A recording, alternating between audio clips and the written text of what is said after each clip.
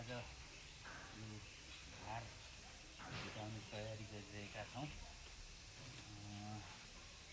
यो दायाँपट्टिको घारमा दायाँकै मौरीहरूलाई राख्ने, बायाँको मौरीहरूलाई बायाँतिरै राख्ने गरी निमोरी झुलेर त्यसरी राखेर घार फुटाउने तयारी गरिएको छ।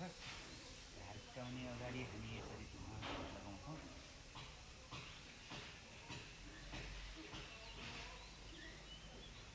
अनि हामीले तयारी गरिसकेका छौँ। यो यतापट्टि बायाँको राख्नलाई, यतापट्टि दायाँको राख्ने गरी हामीले तयारी गरेका छौँ।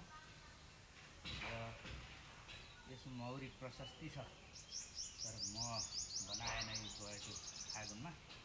अब यसलाई अहिले घार विभाजन गरिसके पछाडि चाहिँ यिनीहरूले म यसपालि बनाउँदैन, आउनुको लागि तयारी हुन्छ। हामीले यो यसमा यतापट्टिको मौरी राख्छौँ र यसमा चाहिँ यतापट्टिको मौरी राखेर आधा आधा गरी विभाजन गर्छौँ। स्थायी रूपमा यहीँ राख्ने गरी हामीले तयारी गरिरहेका छौँ।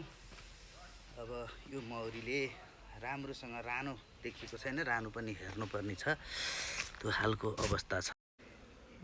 यो घारहरू सबै तयारी भइसकेको छ। यी बायाँ साइडमा राख्नको लागि यो घार तयारी छ, स्ट्यान्ड बनाइएको छ। पछि कमिला लायो भने त्यहाँ मुनिबाट चाहिँ कचौरीमा पानी राख्न हुन्छ। उतापट्टि यसरी हामीले घार तयार गरेका छौँ। अब यसमा हामी तयारी गरेर मौरी बाँड्छौँ।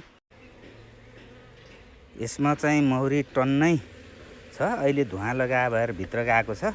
यी सबै फ्रेमहरू भरिएका छन्, तर हामीले यो धुवा लगाएर तल चाहिँ खसालेको हुनाले मौरी चाहिँ अहिले लुकेको अवस्था हो, तल गएर लुकेको छ। यसरी हामीले अब घार सार्छौँ। यतापट्टिको घारलाई यता फ्रेमलाई र उताको फ्रेमलाई उता गर्छौँ। यसमा सुपर राखिएको थियो पहिला, सुपर चाहिँ म नभएपछि हामीले निकाल्यौँ। हामीले यसरी चाहिँ पौने 2 फुट फुटमा चाहिँ बाक्सा, मूल बाक्साबाट टाढा बाक्सा राखेका छौँ। अब यसमा हामी मौरी भर्छौँ।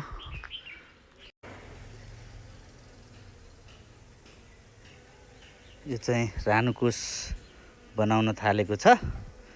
यो रानुकोष भएपछि रानी नभए पनि यिनीहरूले रानी तयार गर्छ। यो चाहिँ यतापट्टिबाट हामीले दायाँ साइडमा राखिरहेका छौँ। यो तल रानुकोष छ। यहाँ जम्मा 3टा भर्दैछौँ। यहाँ बाँकी छ अझै मौरी, टन्नै छ मौरी। उतापट्टि भर्नु बाँकी छ। पहिला यतापट्टि